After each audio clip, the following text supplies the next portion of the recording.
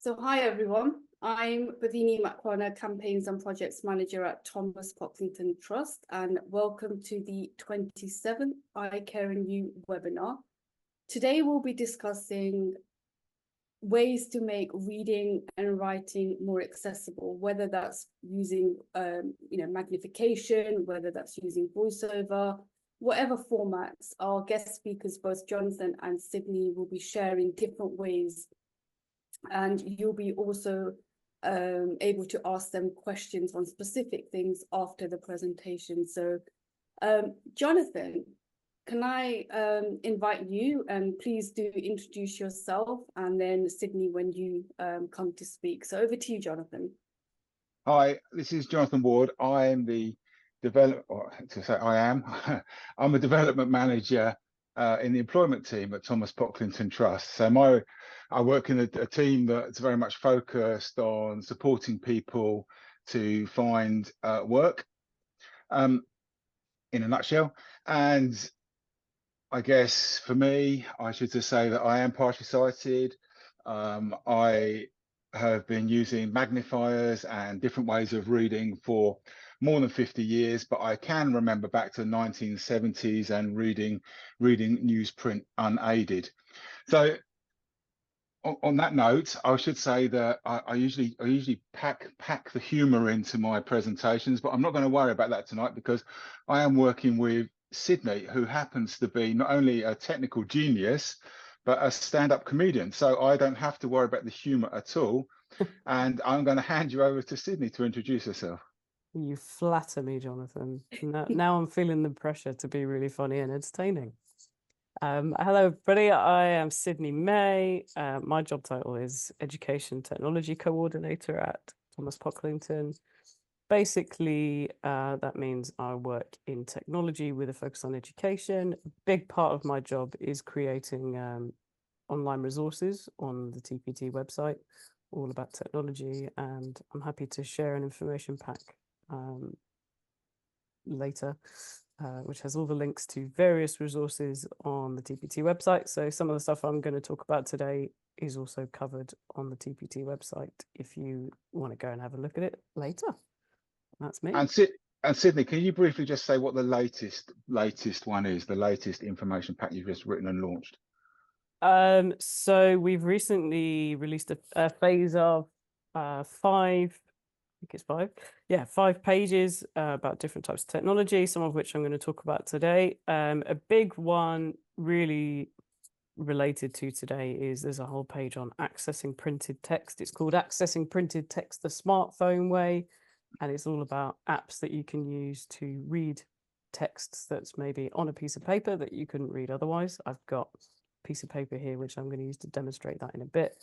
We've got a page on touch typing. We've got 2 pages on note taking, both kind of textual printed note taking and also audio note taking using your voice.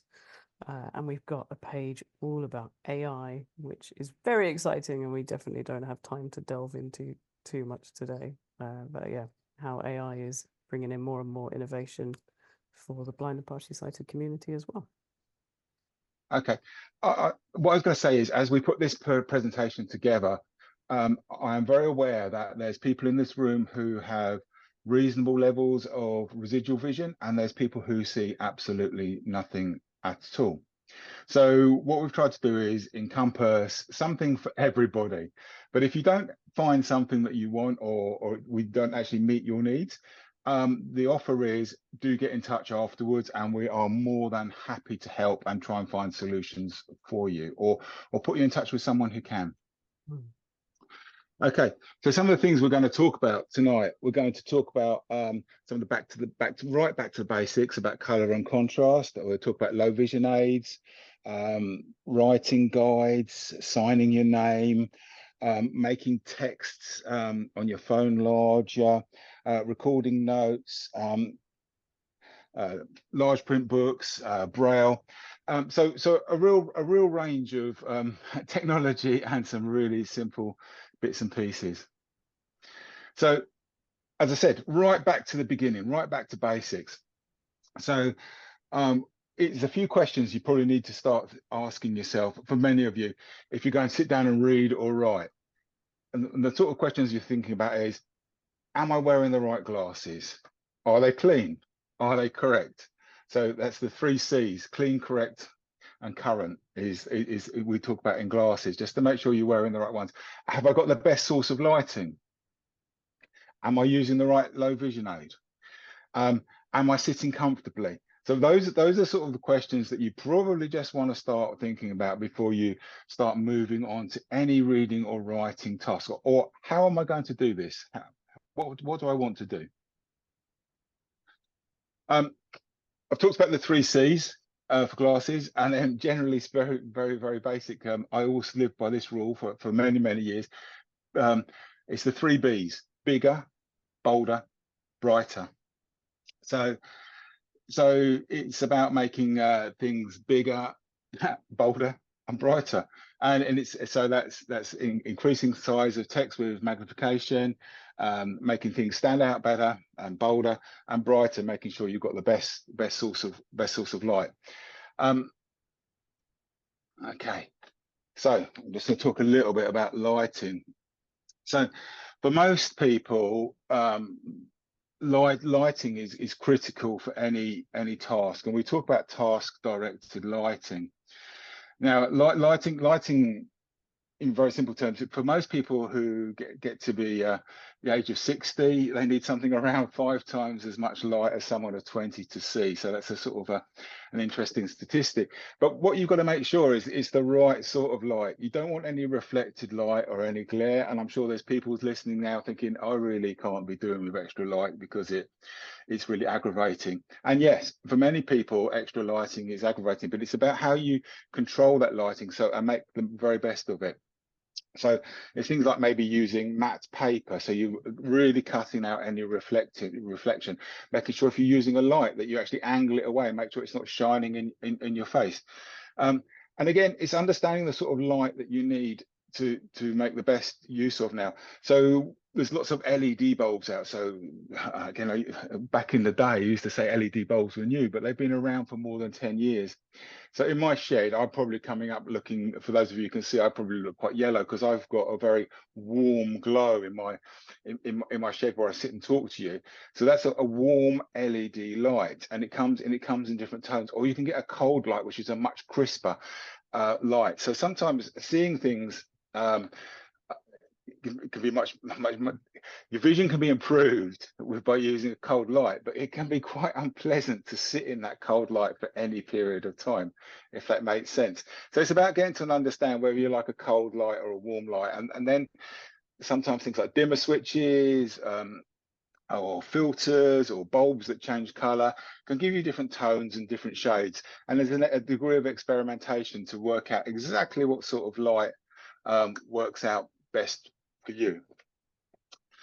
Okay, and I would say that there's lots of lights available now, sort of rechargeable, so that you can actually put a light in your handbag. So there's the RNRB, so lots of lights, you can just pop them out, pop them up, and away you go on the task that you want to perform. Okay, right.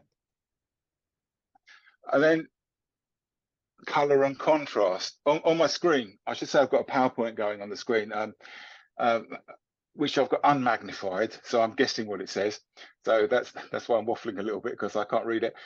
On the screen, I talk about color and contrast. So I've got pictures of some yellow paper with black lines on it, and that's some stationery which is available from the Partially Sighted Society, but it's making best use of contrast. I've got a keyboard which is a yellow keyboard with black standout keys, and then I've got some felt tip pens as well. So again, you can make your own contrast and color, and again, it's working out what combinations that you can use.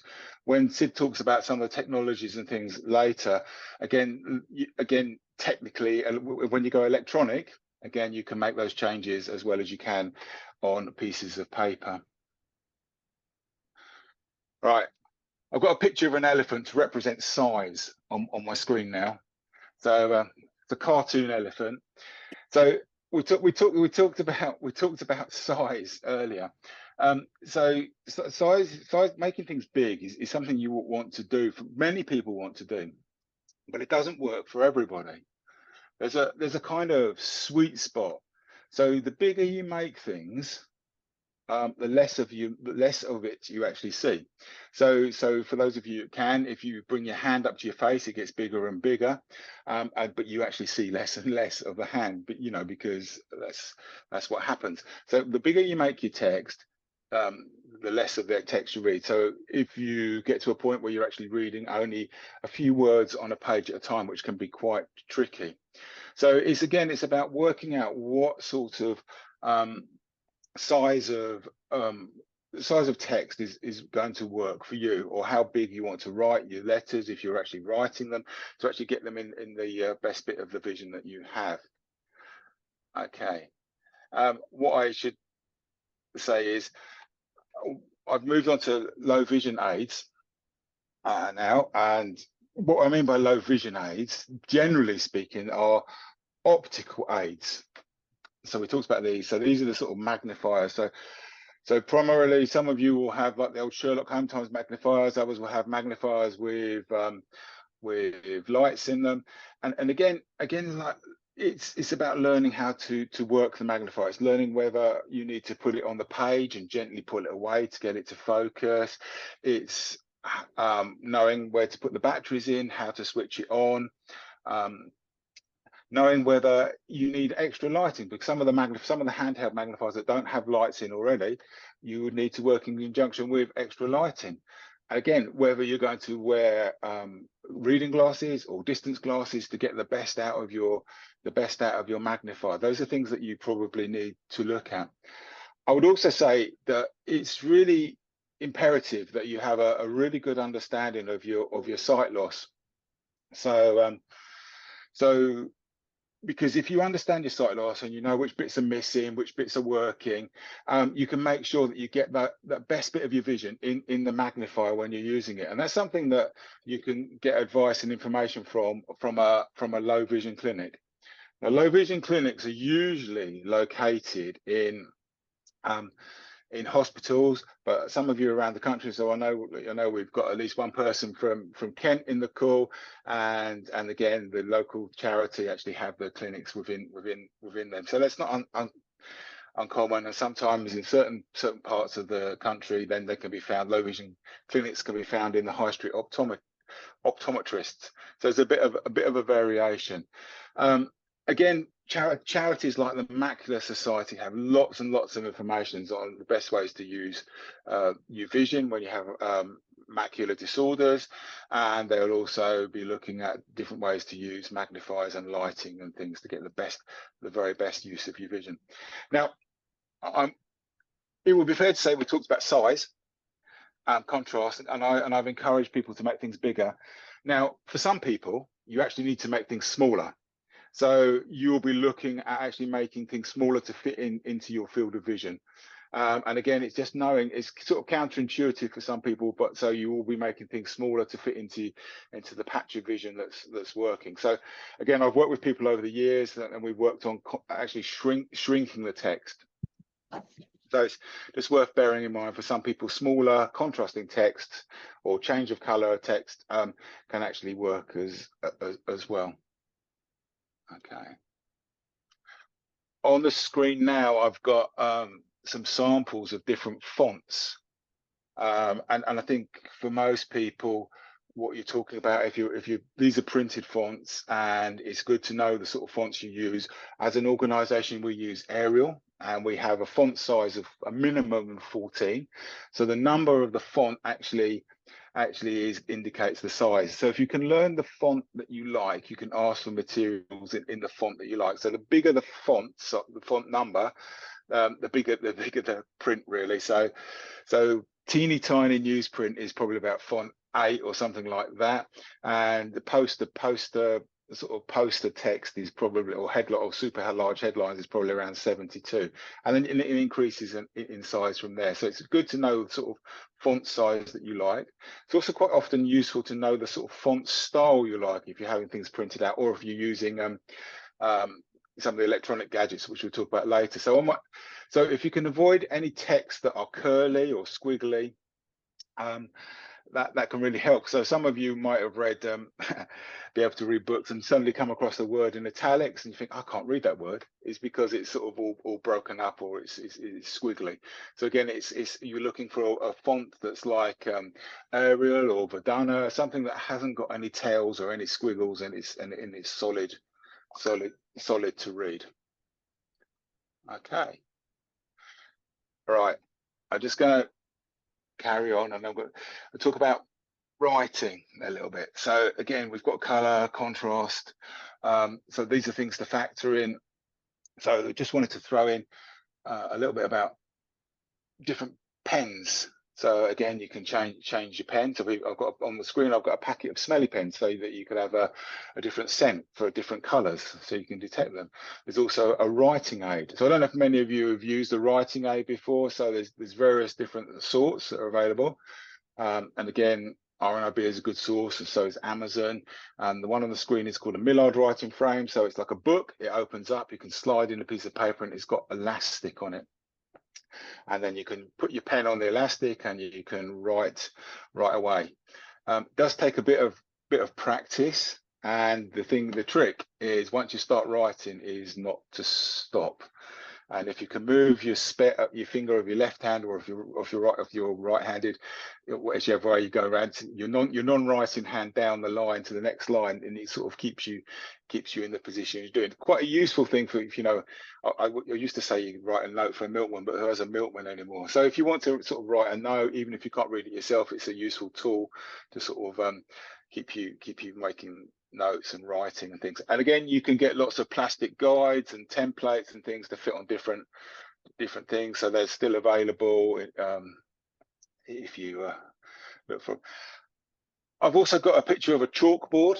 So one of the things we used to recommend before the technology was people used to use chalkboards in the kitchen, and again, you can get different color chalks, different color, and again, you can get a nice contrast. You can write things bigger. It's really quite a simple way of actually making notes for yourself. And I think I've already mentioned the felt tip pen. Be fair to say, there's two sources of different stationery that I really like. So one is the Partially Sighted Society. They've got all sorts of different color papers and lined papers to suit all taste. And as I flick over to the next slide, if my memory is still, I've got some examples on here from VIP diaries. So they've got large print planners, calendars, diaries, address books. As they say in the BBC world, other forms of stationery are available. Companies are available. So, Sid, how do you sign your name? I would use probably a signature guide. Have you got one of those? I've got one on the screen. Yeah. So I remember learning. I wanted to learn. So I've never been able to see. I forgot to say that in my introduction. I've never had any sight, but I remember wanting to learn what the letters were. So I learned all of them, not just my signature. I probably don't know all of them in capital and lowercase, but yeah, I wanted to learn the basics. And I learned the basics using German film. Do you remember that stuff? No. No. So German film was this plasticky paper, and you would put it on a soft surface, and with a biro, if you press really hard and you draw a line, it comes up raised, which is super cool. I remember using that a lot in school, and that was how I learned to write letters. And yeah, now I carry around a little signature guide in my wallet, so that if I ever need to whip it out and sign a signature, that's what I would use. Okay, and I guess for me, I sometimes get people to put a giant cross on where I'm meant to be signing. Doesn't that get in the way of where you got to sign them? Well, then sometimes I'm quite rude and just sign anywhere. So I've ruined many a form. So I would say, so giant cross, or I'll get people to put their finger exactly where, and just get work to the finger, and just try not to write on someone's finger.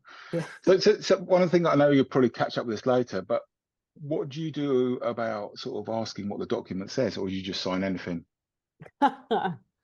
I think there have definitely been times where I've signed things that I haven't read properly. And I actually got caught out on a tenancy agreement that way, and signed and agreed to something I would not have agreed to if I'd read it properly. But yeah, would you like me to come on to the reading printed text section? Well, we'll hold that. We'll hold that thought. Okay. We'll hold that thought. We'll hold that thought as we move through. So yeah, so we've got a signature guide on the screen, and you can get a signature guide from RNIB Partially Sighted Society. I'm really plugging the Partially Sighted Society today. Maybe your local charity as well have got their branded signature guides. There we go. So I haven't got a picture on the screen, but I've just got a reminder to talk about writing on a tablet. So I spoke earlier about changing the color of paper, using lines and things. So I have an Android tablet. It's a large tablet. I have a pen. It's called an S Pen because it's a Galaxy tablet. Apple have their own, and you can write super large on a tablet. So you can go back to handwriting. With a bit of a fiddle, you can also then convert that into printed text.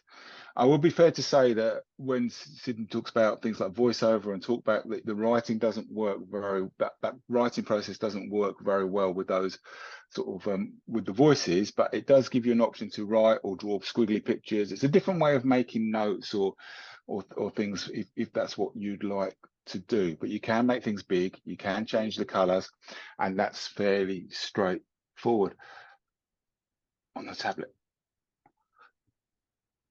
Okay, while we're talking about really old school things, Sid on the picture, I've got large print books, and I just want to remind people that for those people who want to, local libraries still do stock large print books, and they're still available. And also things like there's lots of religious texts and things that are available in large print books, so it's still possible to get hymn books, Qurans, other other religious materials in font sizes that make things a little bit easier to read. The bit that I did forget to say is the advantage of large print books is that sometimes if you still need a magnifier, you don't need it as strong. So you can actually use a less powerful magnifier, which can make the reading experience simpler.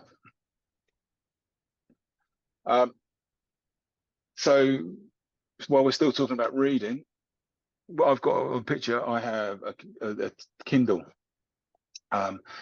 There's other readers are available, but Kindle's quite nice, and this is a text, an extract of one of my friend's autobiographies from at school. I do feature, but not on this page. So he wrote an autobiography about our school days together, and one of the things you can do is the text is now scrolling up the screen, so you can actually set it so you can have the book reading as it were from left to right or right to left, or now you can actually have the text scrolling up the screen.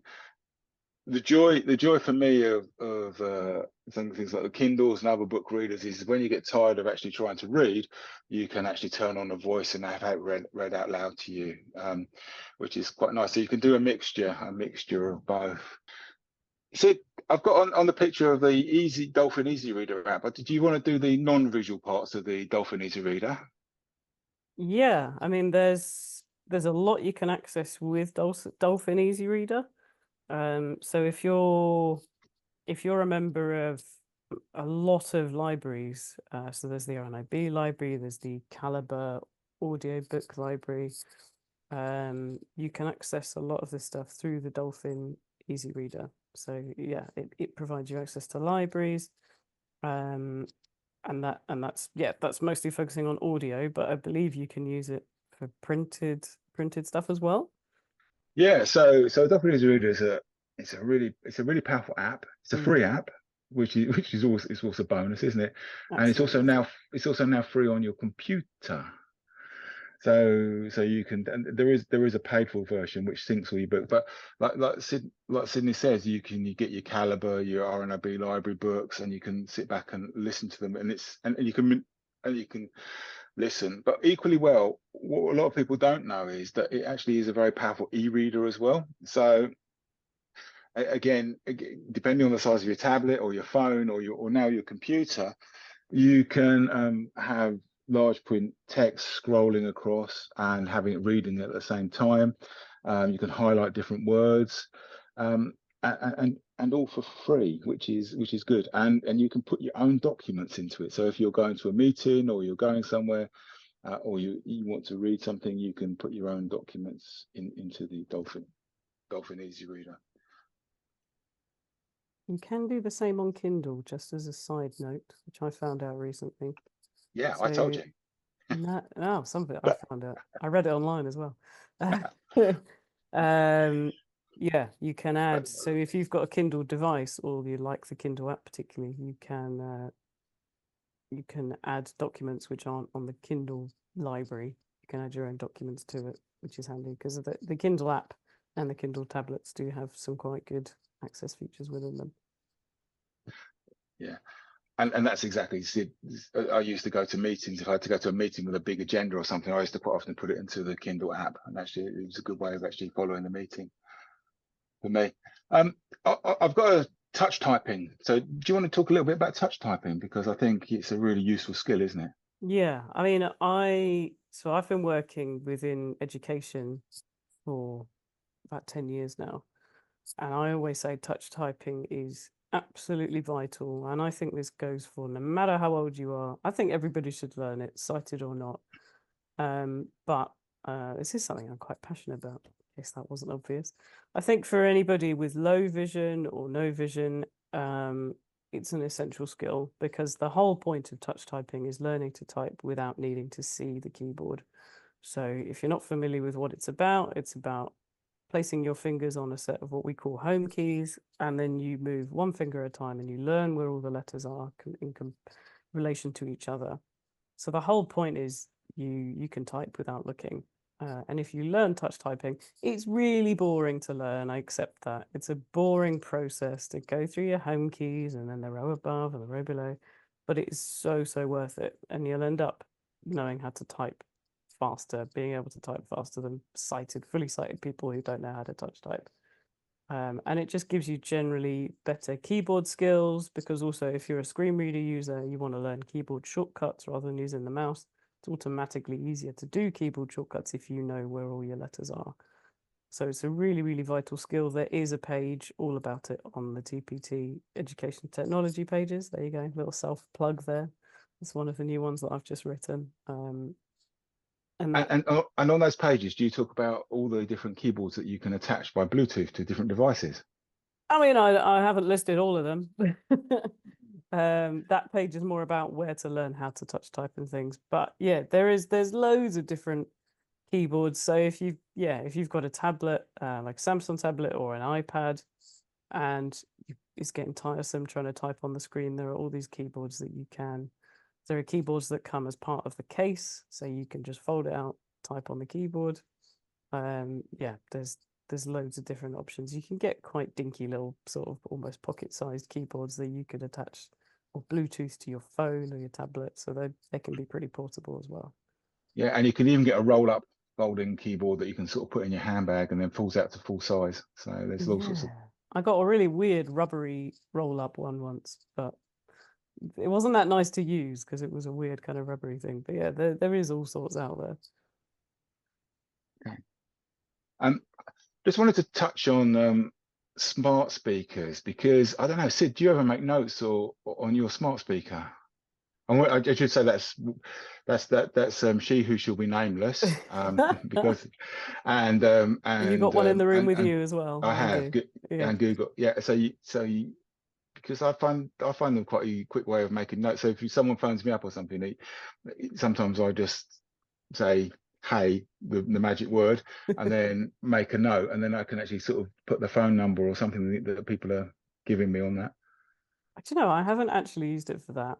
I use mine a lot for things like kitchen timers. I love that. When you're putting something in the oven, you use your smart speaker to ask it to set a timer, so it's hands-free.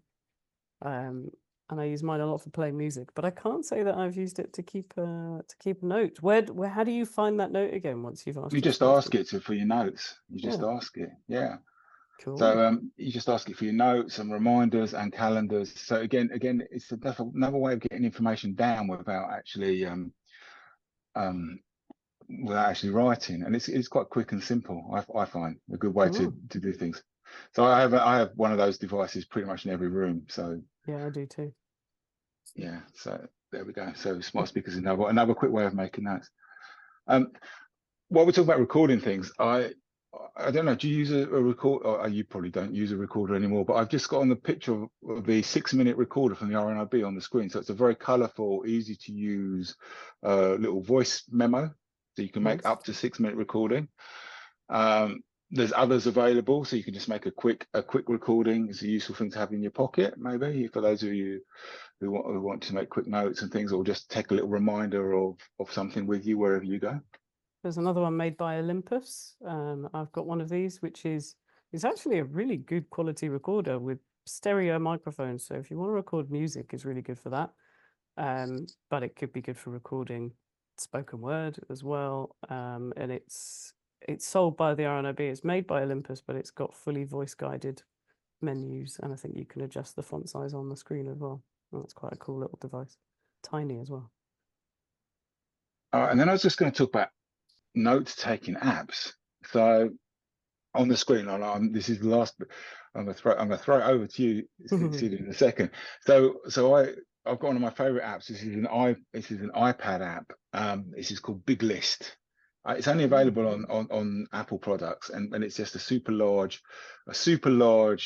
tech note taker, and it's just simple to use. It comes with you can put a big on-screen keyboard with it, and it's visual. And only on iPads, and it means that you can make notes quite simply, and it's still available, but unfortunately only in the Apple. So I was going to leave it up to you, Sid, just to talk a little bit about some of the note-taking apps that are out there for people. Yeah, so obviously your own devices, whether that's Apple or Android, will have their own built-in ones, and they tend to be okay. I'm quite a fan of Google's offering, which you can get on Apple or Android and just access via the web as well. It's called Google Keep. So you can access it from your computer. I think it's just keep.google.com. And if you've got like a Gmail, Google account, you can put notes on one device and pick them up from another. So for example, I might use my iPhone to capture a note, but then if I want to read it back or add to it on my laptop, I can do that via the website. And the cool thing about Google Keep is that you can either do, I'm going to open it on my phone. So you can either do just a standard text note, and I use this a lot. Most of my Google Keep is random stuff I've written down for potential comedy stuff. So you can take a photo, you can do an image note, or you can do an audio note. And the cool thing with an audio note is it will capture your audio, but then also auto-transcribe it. So you can listen back to what you said, but you can also read it back as text. Caveat being, of course, auto-transcription is never perfect. That's pretty good.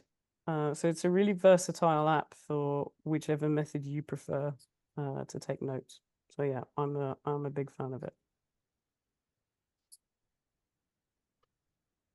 All right, and then Sid, I just wanted to. We're moving on to sort of like picking up reading text with the scanners and what have you. So I start off the top of my list is with Seeing AI and Envision and doing my. But yeah, I'll leave you to fill in the gaps.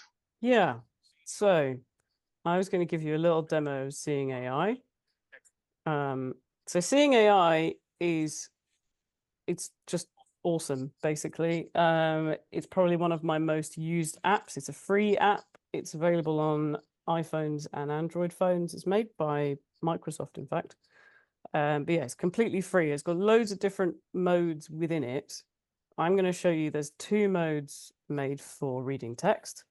One of them is what's called the short text mode, and that is that you point your camera at some text and it will just start reading it. So I thought, I'm just enjoying the irony. I got a Specsavers leaflet through my letterbox which didn't have my name on it, but I thought, let's use this for irony, talking about not missing out on things in the summer. So this is the short text mode. I'm going to turn my, oh my God, my phone's decided to change its language. Go away. Sorry, came up with, what language are we detecting? So it can do multiple languages. That is encouraging me to demo that. Short text. So can you hear my phone? We can, loud and clear.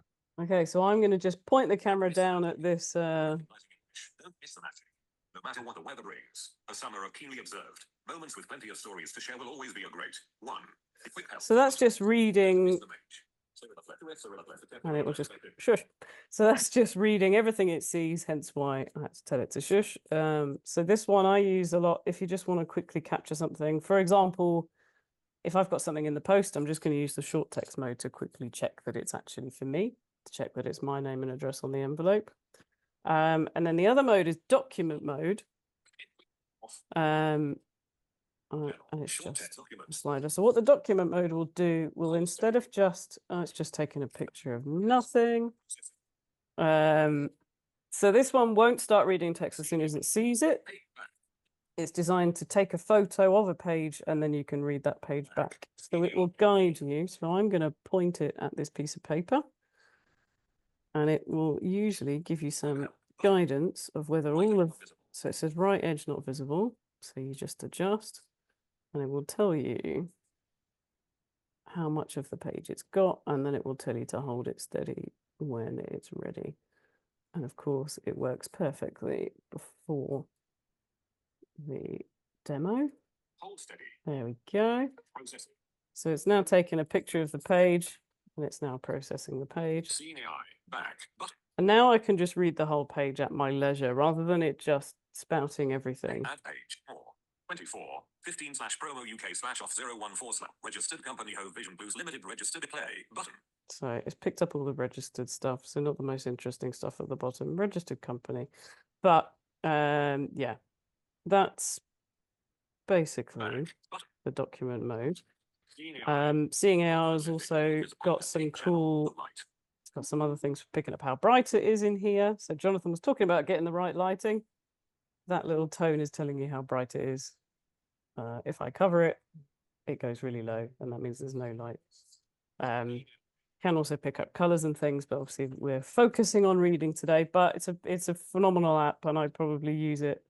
You know, I use it to read food packaging, cooking instructions, post. Even on the short text mode, I'll use it to read signs if I'm walking and trying to find a specific shop or house number. So it's an incredibly powerful app. There's also, as Jonathan mentioned, there's other apps that do similar things, such as Envision. Envision is very, very good as well and very similar to Seeing AI. So yeah, that's our little whistle stop of reading printed text. So Sid, you talked about AI, Sid, and am I right in thinking that with that, once you've got that document there, you can actually ask it questions about what you've just taken a picture of? Yeah. So nowadays the AI is getting even more powerful. So you can take a picture of a document and then there's a space to ask it questions. So let's say you took a photo of a menu in a restaurant. That's one thing I use it for a lot. When I go out for lunch with my dad is rubbish at reading menus, and he'll pick out the things that he thinks I might like, and he'll read me about 3 things, maybe 4 if I'm lucky, and then I'm going, well, what else is on the menu? So nowadays, take a picture of it. In that document mode I just showed you as well, you can add pages, so you can take pictures of multiple pages if it's a big menu. And then let's say you just wanted to know what the vegan dishes were, for example. You could just type or dictate, ask the question, which dishes are vegan, and it will search through the document and let you know. You do have to be connected to the internet for that to work. Well, for all of it to work, actually. But yeah, it's an incredibly powerful tool. And I think particularly, I always thought a big worry for people who can't see and read menus must be allergies. So with that one, you could ask which items are gluten-free and things like that. we may have to do a session specifically on AI in the future. There's so much to it. Yeah, I could talk on it for Okay. a lot longer. Okay, and we're just beginning to wrap up, Bhavini. Yeah. So Yeah. just wanted to, can you just briefly talk about wearables, Sid? Yeah. So there are wearables. So I think the best one on offer at the moment is from a company called Envision, who create an app. They've also created a pair of glasses that have got this technology built into them, which is even more useful if you don't want to hold up your phone, if you want to look, use a pair of glasses. They've got a camera on them, and you can have them talking in your ear, connect them to a Bluetooth headset, things like that. Yeah, there's a few of these around. I think Envision is still the leading force on these wearables, but it is really handy. And I was talking about using my phone to read shop signs and things, and it's not easy to be walking and holding up your phone. So the glasses are a cool alternative. Not very expensive. Okay, and as just to finish up with the last topic, Sydney, and again for you, it's Braille. So Yeah. I know you're a keen Brailleist. Oh yeah. Yeah, so we mentioned large print books. Obviously, going back to the low tech, you can still get physical Braille books. Jonathan says I'm a keen Brailleist. I've always kind of hated giant Braille books. They seem to be even bigger than large print books. They're big and heavy, but if you still want them, you can get them from, I think the RNIB is probably the best place to get them. You can still get Braille books from there. But there's also a lot of technology now. There's Braille technology. So there are these things called refreshable Braille displays, where it's electromagnetic technology that makes the dots pop up and down. So if you've got a computer, if you're using a screen reader, for example, like JAWS or NVDA, you can have your Braille display mirroring whatever your screen reader is saying. And so then you've got the backup. It's really good for proofreading, to be able to hear the speech, but also to back it up and look in Braille. So if you like to have the Braille as well as the speech, refreshable Braille displays are really good for that. Again, they are not cheap technology, but they're pretty good. And hopefully, I think as the technology gets better, they will get cheaper to produce and cheaper to buy. And Braille for sort of labeling things like salt and pepper pots and things. Yeah, so you've got, going back to the low tech, you've got your RNIB, do a label maker. They're handy, aren't they? Just the standard little label maker with a roll of tape inside, so you can write small labels to yourself. I remember, I think the last time I used it for all my family's Christmas presents, and then they all peeled off in front of the fire, but it was a good idea. So yeah, Braille labels, it never hurts to have them. And You've that's got your old probably Perkinses as well that you can type on. And that just leaves us with where to get extra information. So again, you've probably heard us talk a lot about the RNIB shop, RNIB helpline, for a lot of this stuff, the Partially Sighted Society, and of course Thomas Pocklington Trust, and all Sydney's web pages. Absolutely. So some really good source of information. They're not necessarily on my list on this slide, but again, pretty much I mentioned about the Macular Society, but pretty much every single eye condition has their own association and that's a really good place to get useful information as well. So local charities as well. Yeah, Wherever you are, there'll be a local sight loss charity. Yeah, and always, if in doubt, ask Bhavini. So Bhavini, back to you, I think. Yeah, no, thank you both. Thank you so much, Jonathan and Sydney, for a great presentation on how to make reading and writing more accessible with sight loss.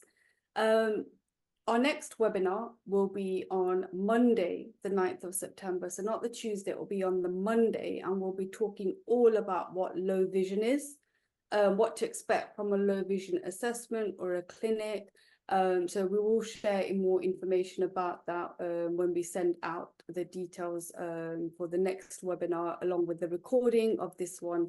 So do look out for that. We will email you.